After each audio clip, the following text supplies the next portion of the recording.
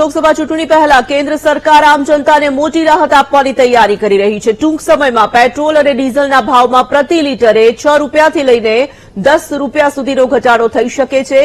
વર્ષ 2024માં આવી રહેલી લોકસભા ચૂંટણીને લઈને કેન્દ્ર સરકાર જનતાને રીઝવવા લાગી ગઈ છે। કેન્દ્ર સરકાર આમ જનતાને મોંઘવારીમાંથી રાહત આપવાની તૈયારી કરી રહી છે। જાણવા મળી રહ્યું છે કે કેન્દ્ર સરકાર પેટ્રોલ અને ડીઝલના ભાવમાં ટૂંક સમયમાં ઘટાડો કરવાની જાહેરાત કરી શકે છે।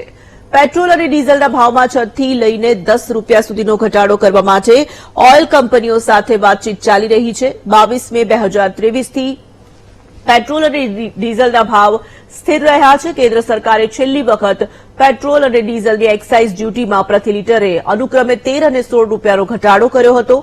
પેટ્રોલિયમ મંત્રાલય અને નાણાં મંત્રાલય દ્વારા પેટ્રોલ અને ડીઝલના ભાવ ઘટાડવા માટે ચર્ચા વિચારણા ચાલી રહી છે। આ ઉપરાંત ઓઇલ કંપનીઓ સાથે પણ વાતચીત ચાલી રહી છે। જો આ વિચારણા સફળ રહી તો આગામી દિવસોમાં પેટ્રોલ અને ડીઝલમાં 6 થી 10 રૂપિયાનો ઘટાડો થઈ શકે છે।